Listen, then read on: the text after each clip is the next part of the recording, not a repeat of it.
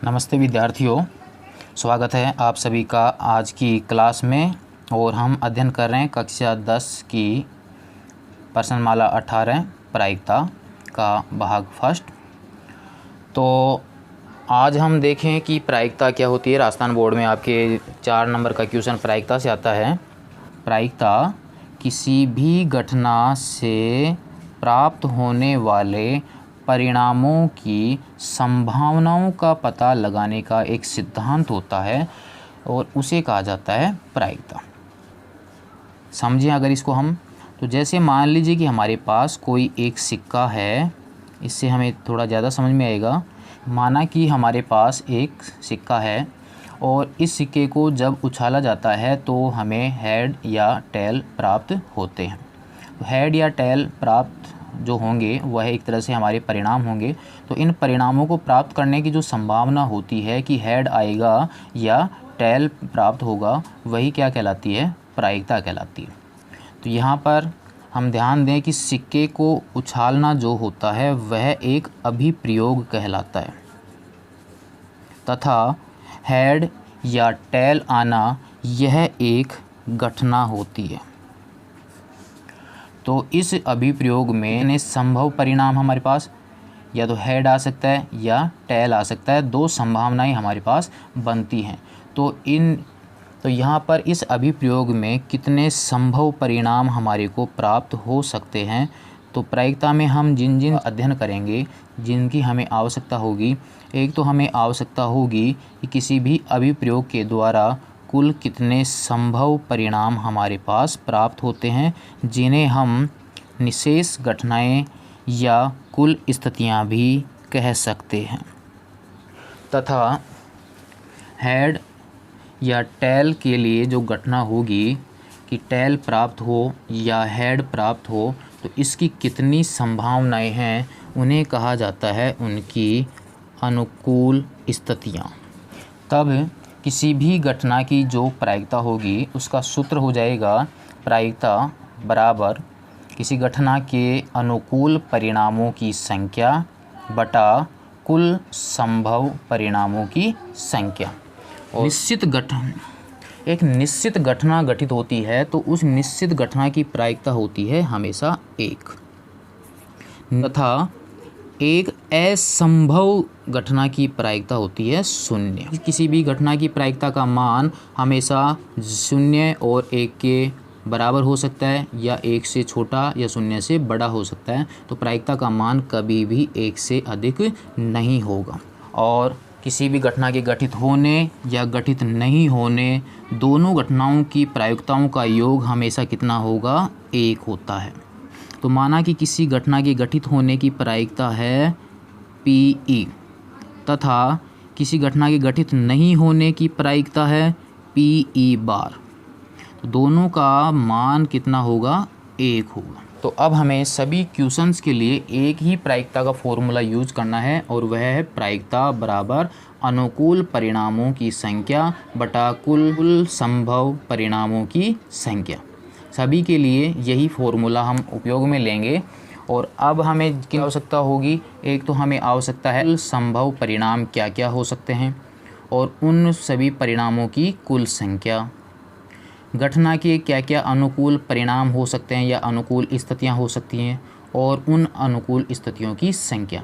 तो 4 पॉइंट हमें हर प्रश्न में हल करने हैं। तो अब हम हल करते हैं प्रश्नावली 18 के क्वेश्चन। तो सबसे पहले हम लेंगे सिक्के पर आधारित प्रश्न। एक सिक्के को एक बार उछाला जाता है। तो सबसे पहले तो आपको प्रश्न को समझना है कि सिक्के को एक बार उछाला जाता है, 2 बार उछाला जाता है या 3 बार उछाला जाता है। तो एक बार उछाला जाता है तो पट आने की प्रायिकता ज्ञात कीजिए। तो सबसे पहले तो हमें एक सिक्के को जब उछालते हैं तो क्या क्या परिणाम प्राप्त हो सकते हैं, तो उन्हें तो कहेंगे हम संभव परिणाम। और घटना हमारी क्या हो रही है, पट आने की। तो पट हमारे पास कितने आ सकते हैं उनमें से वो हमें ज्ञात करना है। तो यहाँ पर 4 पॉइंटों के द्वारा हम इसको हल करेंगे। तो एक सिक्के को जब उछाला जाता है तो संभव परिणाम क्या क्या हो सकते हैं, हम इसको हल करते हैं। तो एक सिक्के को जब उछालेंगे तो क्या क्या परिणाम मिल सकते हैं हमें। तो एक सिक्के को उछालेंगे तो या तो हेड आएगा या क्या प्राप्त होगा, हमें टेल प्राप्त होगा। चित्त या पट। तो ऐसे ये कितने परिणाम प्राप्त हुए हमारे को? 2। एक हेड का हो सकता है और एक टेल का। तो कुल संभव परिणाम कितने हो गए हमारे पास? 2। अब घटना क्या है? पट आने की प्रायिकता पूछ रहे हैं, अर्थात इन दोनों परिणामों में से पट कितनी बार प्राप्त हो रहा है। तो हमारे पास पट आने के अनुकूल परिणाम क्या क्या हो सकते हैं? सिर्फ टी हो सकता है, और यह कितनी बार आया है? 1 बार। तो अनुकूल परिणामों की संख्या कितनी हो गई? 1। तो प्रायिकता ज्ञात करने का सूत्र हो गया अभिष्ट प्रायिकता, अर्थात इस पट आने की अनुकूल प्रायिकता क्या होगी, जिसे पी से भी लिख सकते हैं। ई क्या है? घटना है, और कौन सी घटना? पट आने की घटना। तो हमारे पास क्या हो जाएगा? अनुकूल परिणामों की संख्या बटा कुल संभव परिणामों की संख्या।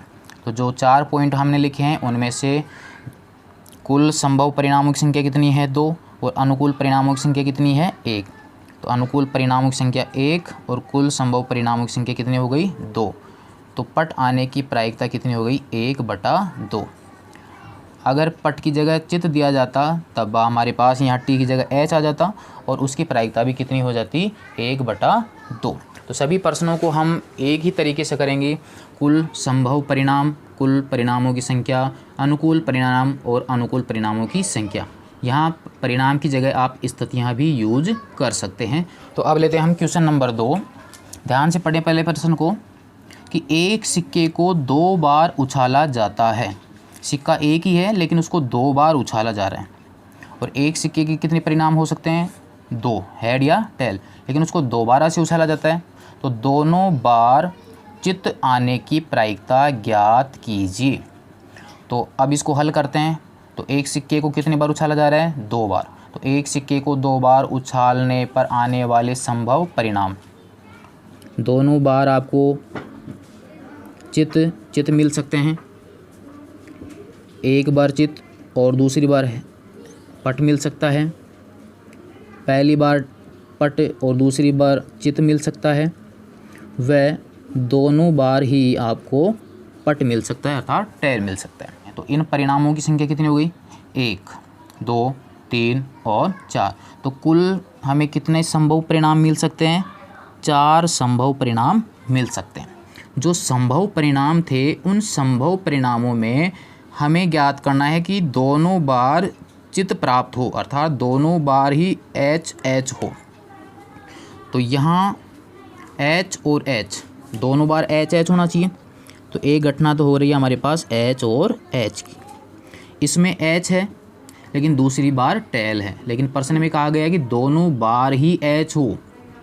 तो यहाँ पर एक बार है, इसमें भी एक बार है, और इसमें एच है ही नहीं। तो दोनों बार ही एच आए तो उसके लिए तो सिर्फ एक यही घटना होती है, एच और एच की। तो अनुकूल परिणामों की संख्या कितनी हो गई? 1। तो प्रायिकता का सूत्र क्या हो जाएगा?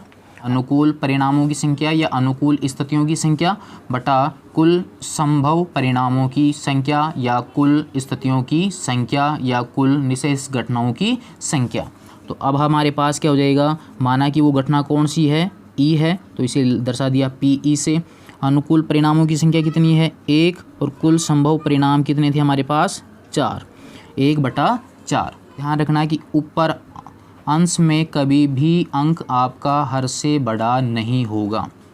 अंश और हर में अंक बराबर हो सकते हैं, लेकिन अंश वाला अंक कभी भी हर से बड़ा नहीं होगा, अर्थात ऊपर वाला अंक नीचे वाले अंक से बड़ा नहीं होगा। यह आपको ध्यान रखना है। तो यह था कि एक सिक्के को 2 बार उछाला जा रहा है, तो वहाँ पर क्या प्रायिकता हो सकती है। इसी प्रश्न में अगर वह कहता है कि दोनों बार टेल प्राप्त होने की क्या प्रायिकता होगी, तो दोनों बार टेल में तो सिर्फ एक ही परिणाम आ रहा है। तो दोनों बार टेल ही प्राप्त हो तो उसकी प्रायिकता भी कितनी होगी? 1/4। क्वेश्चन नंबर लेते हैं तीसरा, जो आपकी बुक में दे रखा है, क्वेश्चन नंबर 4, कि एक सिक्के के लगातार 3 उछालों में एकांतरित चित्त या पट आने की प्रायिकता ज्ञात कीजिए। पहले तो चारों पॉइंट हम लिख लेते हैं कि एक सिक्के को 3 बार जब उछालेंगे तो संभव परिणाम क्या क्या हो सकते हैं, और उन संभव परिणामों की संख्या कितनी होगी। एकांतरित चित्त या पट आने की उन संभव परिणामों में अनुकूल स्थितियाँ क्या क्या हो सकती हैं, और कुल स्थितियाँ कितनी होंगी। फिर हम इसको हल करते हैं। तो पहले तो हम वो चारों पॉइंट लिख लेते हैं। तो अब इस प्रश्न का हल करते हैं। तो अब एक सिक्के को जब उछालते हैं तो उसमें 2 परिणाम प्राप्त होते हैं। 3 बार उछालेंगे तो वहाँ पर 2 की घात 3 लगा के आप उसका आंसर निकाल सकते हो। तो एक सिक्के के 3 उछाल हो गए, तो यहाँ पर आप इसको डायरेक्ट भी लिख सकते हो। 2 की पावर 3 बराबर कितनी हो जाएंगी? 8 परिणाम हमारे को प्राप्त होंगे। लेकिन वो 8 परिणाम कौन कौन से होंगे, तो वो हम परिणाम यहाँ पर पहले लिखेंगे। तो यहाँ पर क्या क्या परिणाम हो सकते हैं कि तीनों उछालों में हमारे को हेड प्राप्त हो। तो इसको याद रखने के लिए या इसको हल करने के लिए क्या कर सकते हैं? 3 बार एच लीजिए, 2 बार एच लीजिए और 1 बार एच लीजिए। तो ये आपके हल हो जाएगा 3H 2H 1H। इसी प्रकार से लास्ट में लिखिए आप 3T 2T और एक क्या हो जाएगा? H हो जाएगा उसके साथ। फिर लिखिए 1T। तो यहाँ पर हमारे पास 3H 3T 2H 2T 1H 1T और उसके बाद में हमारे पास में आ जाएगा HTH और एक यहाँ से हो जाएगा THT। एक तो कुल संभव परिणामों की संख्या कितनी हो जाएगी हमारे पास? 8। घटना क्या पूछ रहा है? एकांतरित चित्त या पट आने के अनुकूल परिणाम। एकांतरित, एक के बाद एक चित्त या पट। तो एकांतरित में हमारे पास क्या है? HTH। तो एक परिणाम तो यह हो गया। एक हो सकता है THT, एक के बाद एक, लगातार नहीं हो, एक के बाद एक हो। तो यह तो सिर्फ हमारे पास 2 ही घटनाएं हैं। तो अनुकूल परिणाम ये दोनों हो गए। तो अनुकूल परिणामों की संख्या कितनी हो गई? 2। तब इसकी प्रायिकता हो जाएगी एकांतरित चित्त या पटाने की। वही सूत्र हो जाएगा अनुकूल परिणामों की संख्या बटा कुल संभव परिणामों की संख्या। और एकांतरित चित्त या पटाने की प्रायिकता हमने माना कि कितनी है? PE है। तो अनुकूल परिणाम कितने हैं? 2 और कुल संभव परिणाम कितने हैं? 8। तो प्रायिकता हो गई 1/4। तो यह हो जाएगा इसका आंसर। तो सभी प्रश्नों को हम एक ही तरीके से हल करेंगे और सभी में एक ही तरीका हम अपना रहे हैं। पहले कुल संभव परिणाम, कुल संभव परिणामों की संख्या, अनुकूल परिणाम, अनुकूल परिणामों की संख्या और सूत्र लगाए और हम इसका मान रख दिया और यह हमारा आंसर कंप्लीट हो जाता है। नंबर 4 जो आपकी बुक का क्वेश्चन नंबर 7 है, इसमें दे रखा है कि 2 सिक्कों को एक बार उछालने पर अधिक से अधिक एक पटाने की प्रायिकता ज्ञात कीजिए। तो 2 सिक्कों को जब उछाला जाता है, पहले हम वही 4 पॉइंट लिख लेंगे कि संभव परिणाम क्या क्या हो सकते हैं जब 2 सिक्कों को उछाला जाता है, कुल परिणामों की संख्या क्या होगी और अधिक से अधिक एक पट आने के अनुकूल परिणाम क्या क्या हो सकते हैं और अनुकूल परिणामों की संख्या। तो पहले हम उन 4 पॉइंटों को लिख लेते हैं, फिर प्रश्न को हल कर। तो प्रश्न को हम देखें कि 2 सिक्कों को एक बार उछालने पर, तो 2 सिक्कों को जब हम उछालेंगे तो दोनों बार में H आ सकता है, चित आ सकते हैं, H और T आ सकते हैं, T और H आ सकते हैं और T और T आ सकते हैं। कुल संभव परिणामों की संख्या कितनी हो गई? 4। अब हमारे पास अनुकूल घटना क्या है? घटना कौन सी घटित हो रही है कि अधिक से अधिक एक पट आने के अनुकूल परिणाम। पट ज़्यादा से ज़्यादा एक बार ही आना चाहिए। प्रश्न के अनुसार है कि पट एक बार ही आना चाहिए, एक से ज़्यादा T नहीं आना चाहिए। T नहीं है तो भी गिना जाएगा, लेकिन T एक से ज़्यादा नहीं होना चाहिए। तो T एक से ज़्यादा तो सिर्फ इसी पद में है। इसमें T एक बार है, इसमें T एक बार है और इसमें T है ही नहीं। तो यह भी गिना जाएगा क्योंकि ज़्यादा से ज़्यादा एक बार T आना चाहिए। कम से कम कितना भी हो सकता है, लेकिन ज़्यादा से ज़्यादा एक ही होना चाहिए। तो अनुकूल परिणाम क्या क्या हो सकते हैं? H हो सकता है, H और T हो सकता है, T और H हो सकता है। तो अनुकूल स्थितियाँ या अनुकूल परिणामों की संख्या कितनी हो गई हमारे पास? 3। प्रायिकता बराबर हो जाएगी हमारे पास। तो प्रायिकता घटना को हमने दर्शा दिया, मान लीजिए किससे? E से। तो हमारे पास में आ जाएगा PE बराबर अनुकूल परिणामों की संख्या कितनी है? 3 और कुल संभव परिणामों की संख्या कितनी है? 4। इस सिक्कों पर आधारित प्रश्न। नेक्स्ट टॉपिक में हम लेंगे पासे पर आधारित पर्सन और ताश की गड्डी पर आधारित पर्सन। धन्यवाद।